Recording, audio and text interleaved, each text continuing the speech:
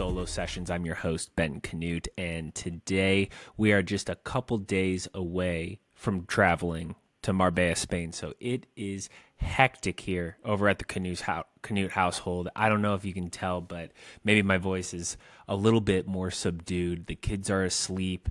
Everybody's winding down. I'm squeezing in this podcast episode because I've been knocking them out week after week. I feel like I got a lot to talk about. I want to try and keep this relatively condensed because there's just a lot to do. It's been more good training. I'm not going to, keep tooting my own horn or just keep hyping myself up to all of you guys, but training has been going super well.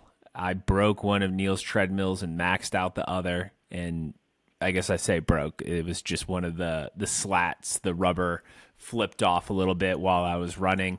So I guess, I could say that I broke it, but might have just been time. And the other treadmill, it didn't feel as fast as the first one, but it only went up to 12.5 miles an hour.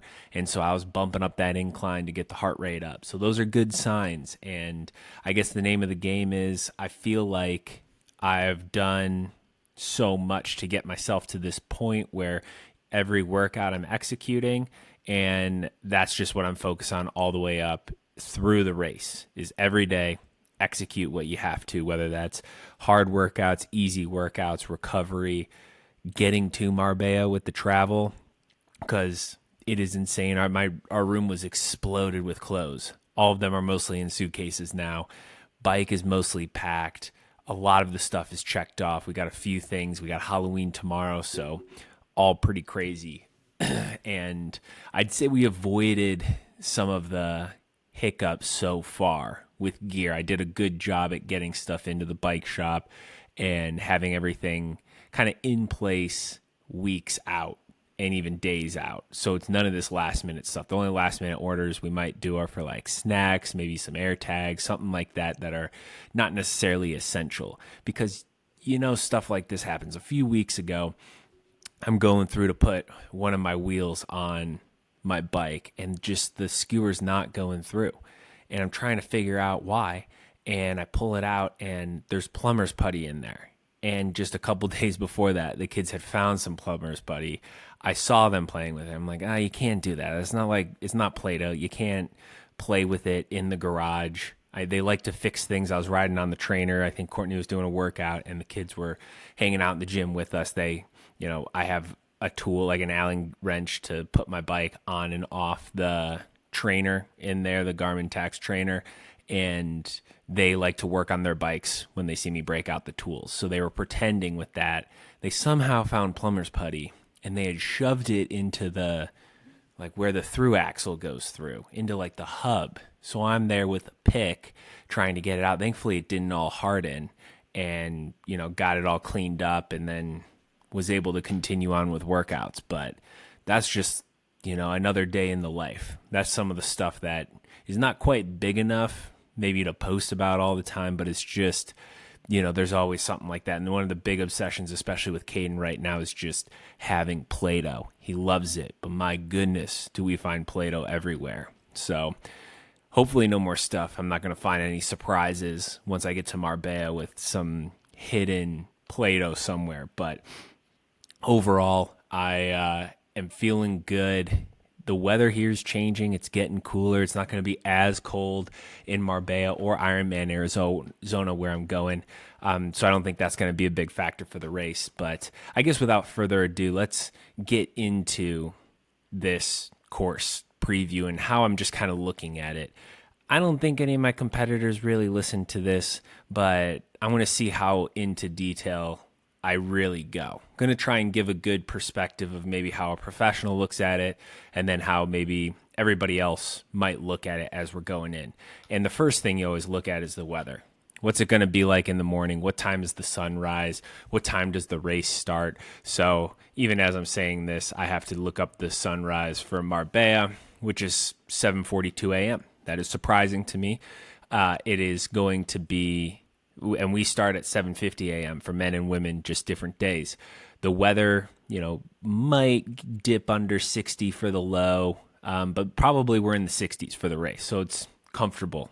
The swim might be a little chilly, but overall it's really not gonna be terrible. I think it's just going to be a normal race morning.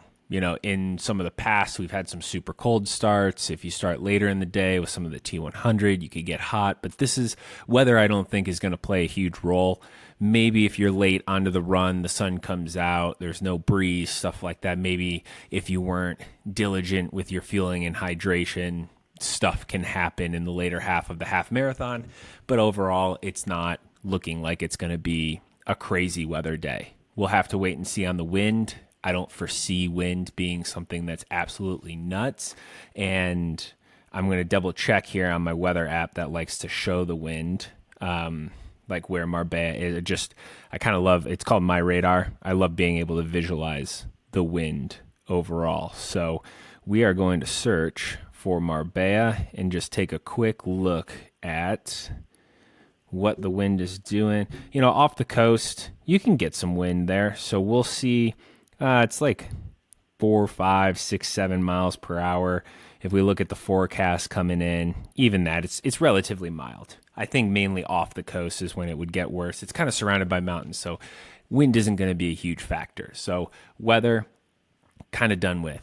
One last thing to check, and we're going to get to this in the swim course, the sun, where it rises and where you're going to get out into T1, because that's going to could potentially play a role depending on the terrain there. And it's a little bit hard to do a course preview when you've never been there, and once you get there, it's easier to put everything together. So this is from looking at course maps, kind of seeing some people who have been there and trying to place everything on the course. So I think some of my perspectives could potentially change once you get there, which is why we're going out about a week to adjust the time zone, see the course. That's kind of part of this, but this is a bit of a perspective of, I'm looking at these course maps, how have we prepared for this race, and now how am I honing that going into the last week or so. This is a crazy swim course. You don't swim longer than 350 meters except for one leg in a row, so it's a lot of turns, which actually is awesome, because in the pro race, specifically for the men, I think there's a lot of guys and a lot of good swimmers, and this will help break it up. You can really break and get some gaps on people when you have buoys like this. So this is going to be a very surgy swim, in my opinion. It's going to be hot from the start because we have a couple WTCS swimmers. The Italian Crociani, I think, probably butchered his name. He was doing backstroke in Wollongong. So this dude's going to take it out hot, and he's a fast swimmer. He's probably going to be backstroking around all of us. You got Jamie Riddle, Jonas Schomburg. I could list off 5 other guys who are also great swimmers. I think it's on the edge of being a wetsuit or not. I would prefer it to not be a wetsuit, because I just think that it's already going to be probably salty water. It's Mediterranean. It's connected to there, and that just creates buoyancy. With a wetsuit, you get some more buoyancy. So I would say if it's wetsuit, we're definitely going to see a long string of guys, maybe a few breaks here or there. If it's non-wetsuit, might see it break up a bit more. But I would say this is probably the most technical 70.3 swim course I've seen in a long time, with all of these corners and buoy turns. And when you're coming in, if this map is oriented north, south, east, west, which it is, sun rises in the east. So actually coming out of T1, you're not going to see the sun, but you're going to go into the sun around this first buoy or two, which is going to be a little bit brutal for the pros, because it's going to be right on the horizon line, kind of right in your face. As you get later in the waves, for some of you age group racers, it'll get a little bit higher in the sky, so you might be able to get away, but I would bring 2 pairs of goggles. I always have a clear pair and a shaded pair, because you just never know. More often than not, I race with clear, but a race like Indian Wells, you can't race in clear goggles there. You can't even see in that race. It's almost impossible. So I'm not sure that this will be the same exact thing, but it's looking like this. Another thing is, this is a 2 transition area, start and finish. Like, it's just a split transition area. Of course, there's always 2 transition areas in a triathlon, but this one has two different locations. I think they're relatively close together. I would say the only thing is it just creates, like, you got to think ahead for when you're racking your bike the first day and you're putting your shoes in the day before, because you don't have access to anything in the morning. So not unusual for a world champs. Had to do this a couple times, specifically St. George, so pretty practiced in this. For a 70.3, it's not even as big of a deal. And we also have some pro aid stations as well that we can put bottles out, so if you want something cooler, that's okay. It's not a huge deal. It's just something, I take into account when I'm planning things. I think the main thing for this race is the bike course. And I'd say everybody pretty much agrees with me. And because it's what everybody's talking about. And I would say, depending on which course map you look at, you get a slightly different story, almost. There's quite a few, like this drawn out one on Ironman is okay. If you go on Strava, you can kind of drag along, and the pitches seem a bit more extreme. So, there's 5,800 feet of climbing on this, almost like 58, 57. That's a lot of climbing, and it all comes relatively quick. So from early in the year, when we were looking at the Marbella course and looking at this, we just knew climbing was going to be important. And so I'm going to kind of go through a little bit of how I prepared for this. I'll say for most of this year, you've heard me talk about how I have made an effort. Like, it's just been a bit of a grind, and I've been trying to find the fitness, and I found it now. And I work with Fuel In pretty closely. So I'm always, topped off on fuel. I have Good Life Nutrition, love it for racing. Outside, I follow Fuel In's guidance on there based on, if I want to maintain weight or not. And with maintaining weight through most of the year, I was probably racing a bit heavy for myself. And this is a tricky conversation because I don't advocate losing weight and just being lean to be fast. It's a very specific thing, and I think you have to be really careful, and it's very individualized. As a professional, it's something that I can't ignore, especially on a course like this where watts per kilo are probably going to really play a role, because a lot of the climbing is anywhere from 5 to 8%, sometimes kicking up to 9, 10, or 11%. So I was racing most of this year around 168 to 170, and now I'm probably sitting 158 to 160 in that range. So I lost about 10 pounds. And that was over the course of, 6-ish weeks, give or take, pretty much since Santa Cruz, which was mid-September. We're now looking at the end of October. So it's been a concentrated effort to try and do it and to not lose it too fast. And the most important thing is bike power has gone up, as well as like running speed. I haven't had any increased soreness. My recovery has been really fast from workouts. And so you have to look at the big picture. Like, if I was just losing weight and, I lose 10 pounds really fast, but my bike power drops, I get super sore, I'm tired all the time, I'm cranky, that's when the weight loss isn't good. So, and I would say that right now I'm probably in that ideal range of maybe like 8 to 10% body fat. I don't think I'm really pushing 4 to 6 or anything where you start getting into some of that. Your body doesn't have a lot of extra fat. So I'm in this really good range, I think, where one, I think it's going to really help me in Marbella. But two, I believe I'm going to be able to carry strength through and also have enough or the right body comp to race an Ironman just a week after. So I think I'm pretty robust. And, 10 pounds, when you start doing watts per kilogram, that's about 4 or 5 kilos that's lost. And, the difference between just over 70 kilos and starting to push 80, that's like 40 or 50 watts when you're looking at 5 watts per kilo, 6 watts per kilo that we're going to be pushing at times on this climb. So that's, something that I think I needed to mention. And again, just kind of put an asterisk next to it as like, that's not the main thing that I focused on. It's just one aspect of it. The other aspect, of course, is just bottle setup, because water is and fuel is dead weight until it goes in, like until you ingest it. And then just the bike itself, which the Ventum is already relatively light. And I think there's some challenges when it comes to just, where do you start taking weight and sacrificing strength and all of that. So my bike is lighter.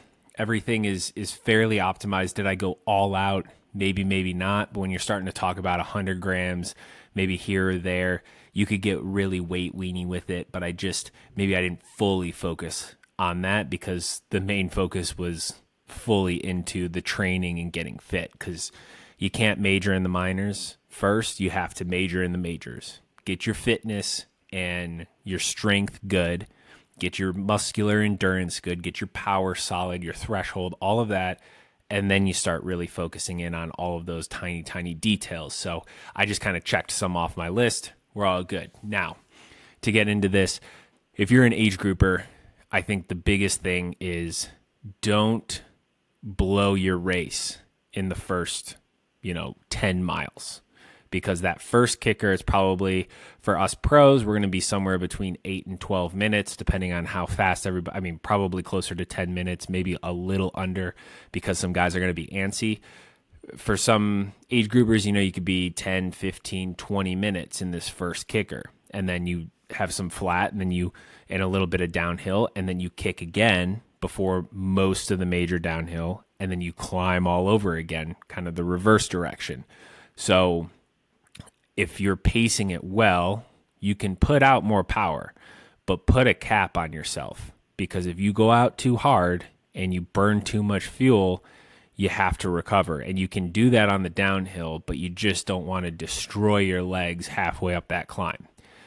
Now, for the professionals, it's going to be a bit different, and you're going to see fireworks, because it's like in any race, when you're talking about Kona, Nice, anything, there are flat sections here. It is going to be beneficial to be in a group of guys, and it's going to be beneficial on certain points of the climbs, because we're going so fast, to sit that 12 meters back, 14 meters back within the race ranger range and get that legal draft and kind of move along and be paced for you. Like, that's similar to what happened with me in St. George in 2022. Group of 5 guys, 6 guys. We all moved together fairly well. Christian just sat on the front and hammered, and everybody else hung on for dear life. And we all stayed relatively together until the run, where it all broke up and we saw, who had the best legs off the bike. This is going to be very interesting in that, whereas St. George is a series of maybe 2 to 6 or 7 minute climbs tops until you hit Snow Canyon, this one seems to be spread out about 4-ish climbs around 10 minutes, the first 2 being particularly significant, because once you get dropped on that hill, it's really hard to catch back up on the downhill, because there's some really steep sections. It's not super technical, and when you lose that connection, I just don't think a lot of guys are going to be pushing 58s and 60s up front on their chain ring to be able to pedal through these downhills. I think 56 to 58 is one of the bigger chain rings we'll see. And a lot of guys, including myself, will run 2x to deal with some of the steeper grades. And also just later in the race, if your legs get more tired, you want to have the option to spin them out. So I think it's going to be, and how we've looked at this one, we've really worked on threshold. We've worked on above threshold, and I think we've worked on it, as I've looked back, in a very smart way to get my legs ready for pushing, 450, 500 watts plus at times, but without having to tax myself majorly aerobically. So it's a lot of that muscular endurance that you can get that maybe at altitude sometimes people suffer with, because aerobically you can't keep up. So it's been interesting to kind of see that unfold. So that muscular strength is going to be one thing that is massive on here. And then the other thing is just going to be threshold power, because we will ride those at or slightly above threshold for sure. I just think 400 watts is kind of that magic number for most guys, for if you want to hang on the climb. And that'll be, about a 10-minute climb. On the flats, it might level out a little bit, and guys will push over, but they'll recover. And then it's going to kick super hard on the switchbacks. And that's where I think some major splits will happen. And then you have the second climb too, because you might be able to relax a little bit on the downhills, but there's some flat. So that's where I think breaking it into these pieces. And for me, it's just these checkpoints of where's the race at? Who am I with? What sort of watts am I pushing? And it's a constant decision of what's the risk I'm taking right now for what I know my fitness is, and what would I sacrifice if I let these guys go or if I continue to ride with them. So I guess that's a little bit for how the bike course is. I would say overall it's hit the uphills, recover on the downhills as much as you can, ride the flats like you would any other 70.3. And that kind of goes for pros and amateurs. And honestly, I mean, look at about 70K, 45 miles, 48 miles, something like that. It's going to be mostly downhill. So this is going to be a very punchy, hard bike course because that's where most of the damage is going to happen. And this is all from my perspective, maybe my coach's perspective from when I've talked with other athletes, my experience racing in other ones. Maybe some guys have viewed this in a different way, but I also think this is fairly like textbook stuff when you're trying to break down a course. So I think that regardless of how many guys are together coming off the bike is the key to the entire race. If you want to win the world championship, you have to be within a minute or two of the front. I mean, you have to be a super runner if you're not coming off the bike in the front group to catch whoever's off there, because I think it's going to be a hard bike and we're going in and it's whoever was able to not use the most amount of energy on the bike, who is the most efficient and who made the others hurt the most. And then the run is relatively flat and you're going into this. There's a couple little risers in here, which will be very interesting to see. There's just one little bump, it looks like, with a couple small ones, one kind of significant one in there. But again, like the elevation gain is 277 feet. Not a lot over a half marathon. So this scale is pretty, like, it's blown up, and it's all, just kind of through the town, which I think is going to be super fun. A little technical at times with some, turns, almost 180s, a lot of twisty turny. I still think these straights are going to be run super fast, but I do wonder how that's going to really affect some guys who like to just sit and hammer. Like, it's going to be a pretty dynamic half marathon, it looks like, because, you have, just as I'm counting quick, 1, 2, 3 180s, and that's not counting maybe 1 or 2 where you're basically going like a half block over and then coming back, and then a couple other like 3 or 4. Like it's actually a fairly, at least on the map, it looks a little technical on here. So I think it makes for a very fun spectator viewing experience if we can get people out on the course in strategic positions. But a lot of that surginess is going to happen. And then that is also going to come back to, what did you do on the bike? How did you fuel? How did you stomach everything? How hard did you push? Were you able to recover?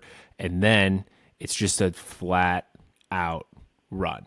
And we know guys can run, anywhere from 66 to 72 minutes for a half marathon in here. And I mean, some of the best runners in the sport are showing up. So, and they can ride a bike too. So that's kind of where I'm looking. I would say, like, as far as age groupers go, again, I think everybody's biggest question marks are around the bike.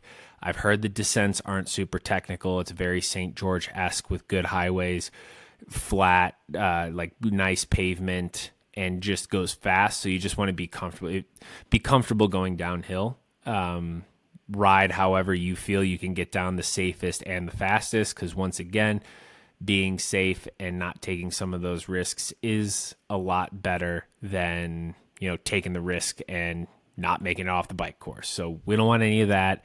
I don't think that this is really a course where we're going to see anything like it. So really it's just working the hills, feeling comfortable on the downhills, and on the flats, doing what everybody usually does on the bike. So again, I think for the pros, it gets a little bit more complicated with group dynamics and everything like that. But I think this is going to be an absolutely crazy, exciting race, just because when you look at this, like the pretty technical swim, the bike course having essentially two major climbs, but you can kind of break those climbs into at least two separate ones.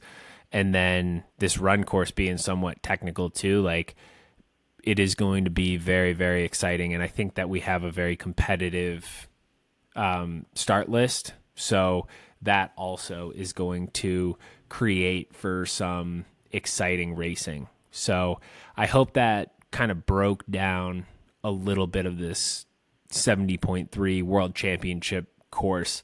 I think it's a little bit difficult at the moment to really go into like the true dynamics of the race, just because you don't really know who's showing up, who's on the start line essentially until like the very last minute. Because even guys who say that they're going to show up, there's still, people get sick, bikes have mechanicals, all sorts of stuff happens. So that sort of thing is always kind of tough, but like you can kind of get a general sense. We have a few guys who are just going to race super aggressive from the beginning, and that first half of the bike, especially the top of the first climb, is going to be absolutely like batshit insane. We are going to hammer super hard at the top of that climb. I can almost guarantee it.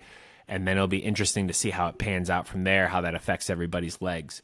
And the run is just going to be, a dogfight. And we'll see how everybody is able to run off of a super hard bike. Because we've had maybe a handful of these this year, but we haven't really seen it on like a world championship level field that's this deep. So definitely super interesting. I don't necessarily like to overcomplicate things either. I think like you could get super technical and break down everything, but really it's just knowing, what the course and the demands are, which when you look at the course, you can break down the climbs super well. You can go pretty much anywhere, look at like a GPX file. You can look at the Ironman file, whatever it is, look up different segments and see like the percent grade and all of that, and kind of work your way through it and see where some of those major things are going to be.